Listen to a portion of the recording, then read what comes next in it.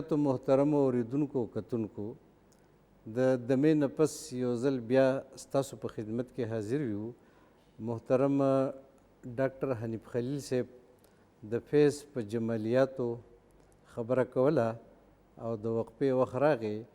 دغه خبره به د نوي سر نه بیا شروع کوو، خو په دغه منځ کې زمونږ چې بل کم ډېر زیات محترم شاعر ملګری، لیکوال ملګری زمونږ سره په دې محفل کې موجود دی، ښاغلی عزیز واحد ترکلانی صاحب.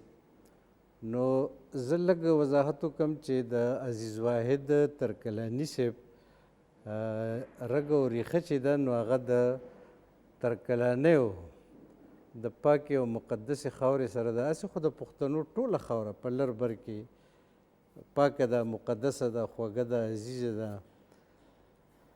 خو د عزیز واحد ترکلانی تعلق لکه څنګه چې ما ویلي هم و د اسماعیل زو سره دی.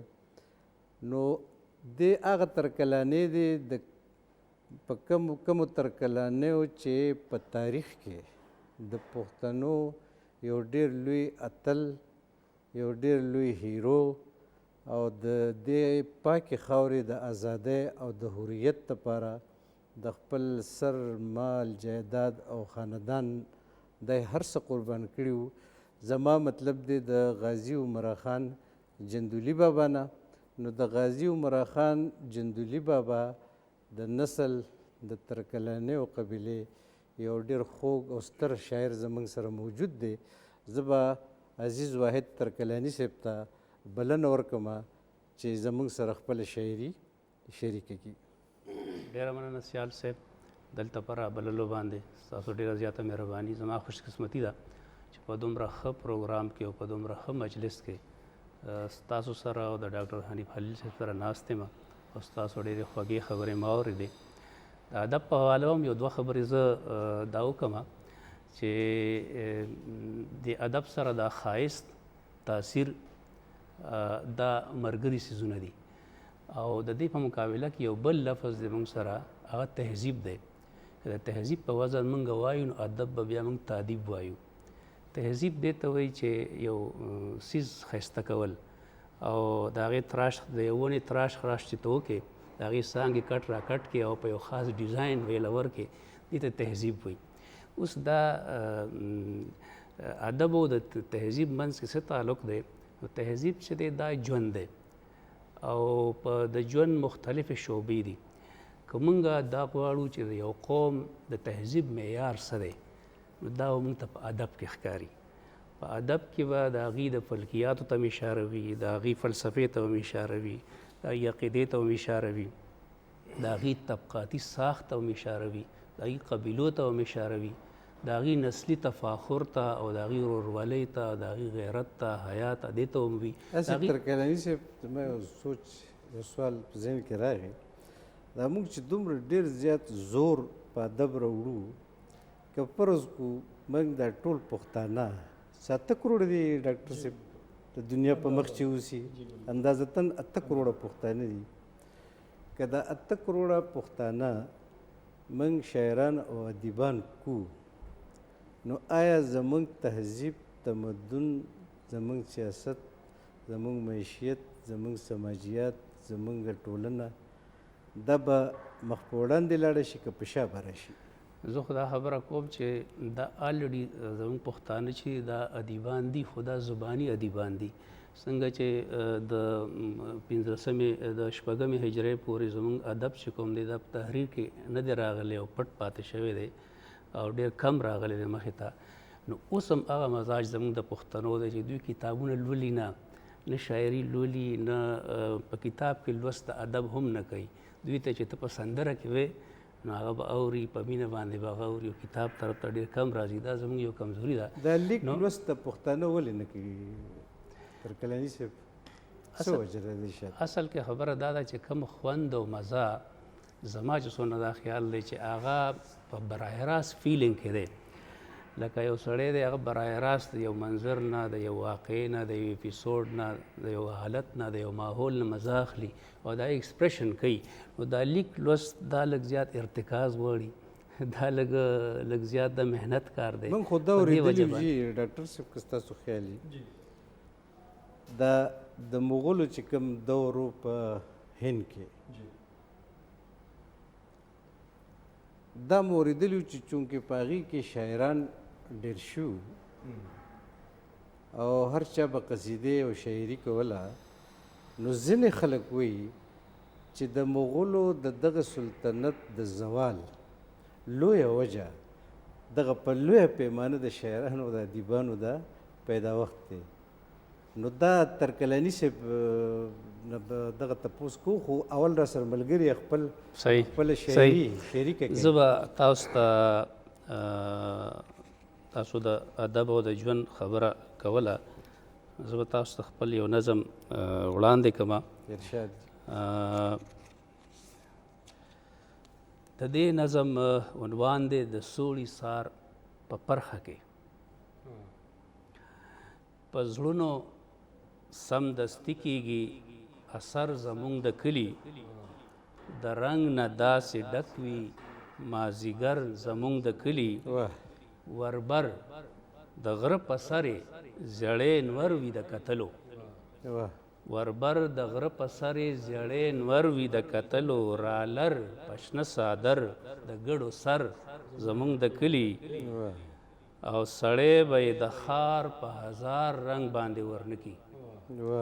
د سوړي سار په پرخه کې چکر زموږ د کلي، او متلې لطیفې ښکلې ټپې به ترېنه اورې. یاران چې کله ټول شي په اشر زموږ د کلي، تالونه باڼې چغې ګولي ډنډه او کبډي.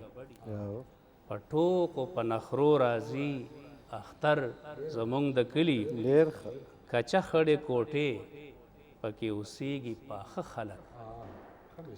همت کې لکه غر دی هر نفر زموږ د کلي، همت کې لکه غر هر نفر زموږ د کلي. د ټول کلي میلمه وي، د ټول کلي میلمه وي، که د چا هم میلمه نه وي. دننه چې یو وار شي څوک په ور زموږ د کلي، او درې واړه په شریکه د الفت کوي روزنه.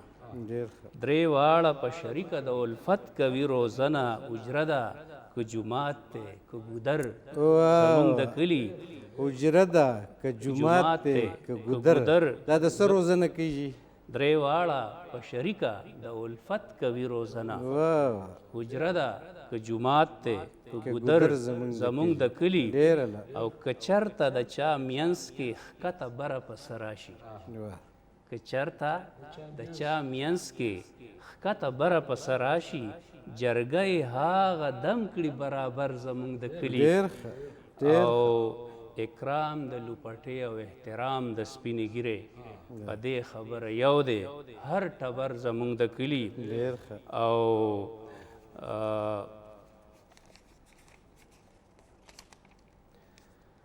سوچله وفا ډک وي، سوچله وفا ډک وي د حیا په حجاب پټ وي.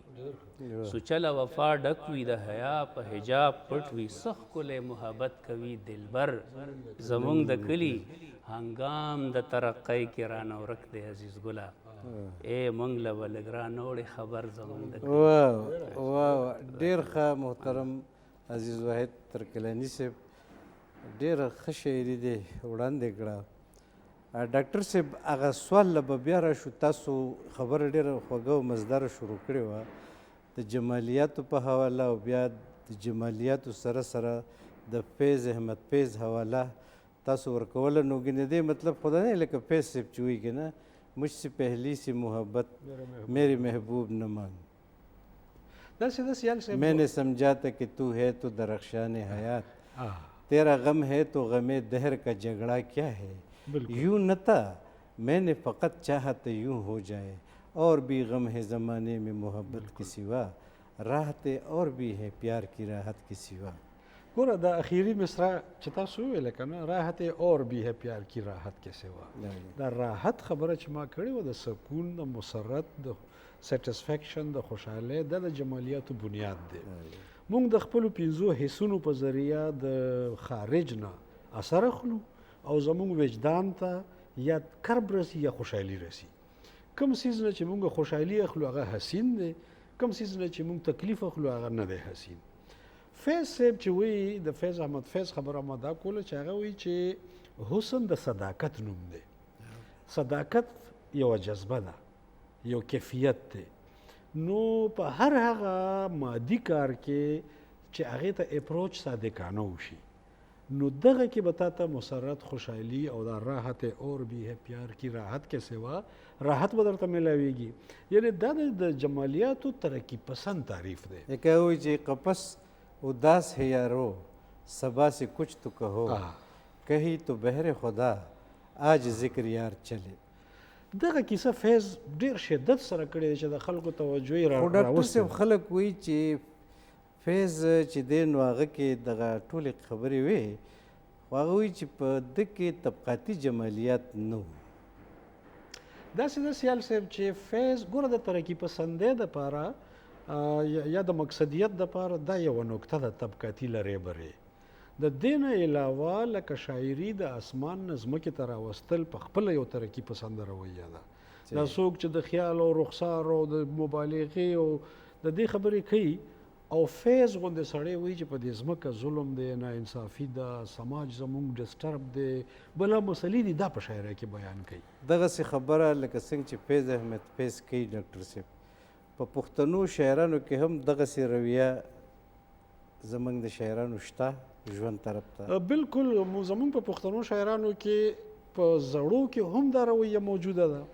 که موږ خوشحال بابا، رحمان بابا راواخلو نو هغوی د مظلومې طبقې خبره په هغه وخت کې کړې ده. هغوی د محنتکش او د دهقان او د مزدور د خولو خبره په هغه وخت کې کړې ده. خو که موږ شلمې صدۍ ته راځو نو په دې کې کاکاجي صنوبر حسین ډېر لوی نوم دی، ډېر لوی مبارز دی. لکه کاکاجي نوم تاسو واخیستو چې هغې وایي ترکلاني صاحب هم ناست دی، کاکاجي صنوبر حسین ذکر تاسو وکړو نو هغه وایي چې د ملا په نصیحت به څه غوږ کېږده ترجمه ته چې چغار ستا د پڼو ځي. جی بالکل. او خدایه جی دا بازار تاله کړې په مغلو د غریب حسن په یو موټي چڼو ځي. خبره جاري وساتئ. دا کاکاجي ته زه راتلم چې په پښتنو دانشورو شاعرانو ادیبانو کې کاکاجي هغه شخصیت دی چې د ادب او ادیبانو مخ یې دې طرف ته کو، قبله یې وله بدله کا. یعنی هغه دا احساس ورکو چې دا خبرې به څوک کوي په دې ټولنه کې چې دا دومره جبر دی، دا دومره استحصال دی د غریب او د مزدور او د مفلس اواز به څوک اوچتوي. نو کاکاجي داسې یو کمالي شخصیت و چې که په سیاسي طور څوک مسلم لیګي و، که څوک مذهبي و، که څوک څه و، خو د کاکاجي سره ترقي پسند و. نو هغه د یو تحریک په شکل دغه ترقي پسندې رویې د ادب برخه جوړې کړې. وروسته خو اجمل خټک او قلندر صاحب، همیش خلیل صاحب، طوفان، بله ډېر خلک دي، انتر ساحل صاحب او اجمل خټک صاحب پورې. بالکل بالکل. ډاکټر صاحب دا به لکه په خپل تمهیدي خبرو کې وایي چې پښتون قام یا پښتو ژبه دا 15,000 کلن تاریخ لري. نو اسې چې یو قام 15,000 کاله تاریخ لري نو مناسب نه ښکاري چې د هغې موجوده حال چې دی په کوم کې چې موږ ژوند کوو نو د 15,000 کلن تاریخ شاهنشان حال خو ماته نه ښکاري، ځکه چې پښتانه لکه څنګه چې ترکلاني صاحب وایي چې د لیک لوست سره دومره شوق نشته او د اورېدو زیات شوقیان دي. نو دغه خبرې له به څنګه یوه دغه جوړو ډاکټر صاحب چې دا 15,000 کلن تاریخ جی نه مو پکې د ژبې صحیح چېرته نښې نښانې معلومې دي. په دې 15,000 کلن تاریخ کې نه مو په صحیح ډول د اصل نسل هغه ځای ځګی معلوم دی. څوک وایي چې آریین دي، څوک وایي بنو اسرائیل دي، څوک څه وایي، څوک څه وایي، څوک څه وایي. یعنې داسې یو نکته نشته تر دې دمه چې پښتانه پرې راټول شي او لکه د قام په حیث خپله ژبه، خپل کلتور، خپل ادب، خپل سیاست، خپل معیشت او خپل سماجیات او لکه ترکلاني صاحب وایي چې خپل تهذیب او تمدن دې له طریقې ورکړي او دا مخ په وړاندې بوځي. نو د 15,000 کلن تاریخ د پسماندګۍ څه وجه کیدای شي په ادبیاتو کې چې دننه په دې باندې خبره کوو ډاکټر صاحب؟ سیال صاحب ډېر ښه تاسو تفصیلي سوال وکړو او ډېر ښه سوال دی، ښه پوښتنه ده. واقعي چې دا خبره کلیر خو شي چې مسله څه ده. هغه ډېر بنیادي چې کوم فیکټر دی هغې طرف ته زموږ ډېرو کمو لیکوالو اشاره کړې ده. دې کې خو شک نشته چې 15,000 کاله تاریخ لري پښتانه. په ویدي ادب کې د پښتنو د ژبې، د علاقې، د جغرافیې، د مزاج ذکر موجود دی. کومه چې بنیادي فیکټر زه یادوم یا بنیادي وجه زه یادوم هغه دا ده چې د پښتنو جغرافیه چې ده که نه، هغه جغرافیه داسې وه چې پښتانه همیشه دپاره د سروایول په جنګ کې وو، د مقابلې او د ځان بچ ستاسو کولو. مطلب دا دی چې پښتانه په داسې سیمه کې ژوند کوي چې دا د ایشیا او د سنټرل ایشیا په منځ کې دروازه ده. بالکل. او د هغه ځای نه چې یرغلګر راغلي دي نو هم یې په موږ خپې ایښي دي، او د هغه طرف نه چې راغلي دي نو هم یې په موږ خپې ایښي دي. مطلب دا دی چې موږ په لار کې پراته خلک یو، نو ځکه خبره خو همدغه ده. دغه سوال له واپس راځه به، خو ملګري وایي چې یو دبه کوو نو یو دمه اخلو، موږ سره اوسئ.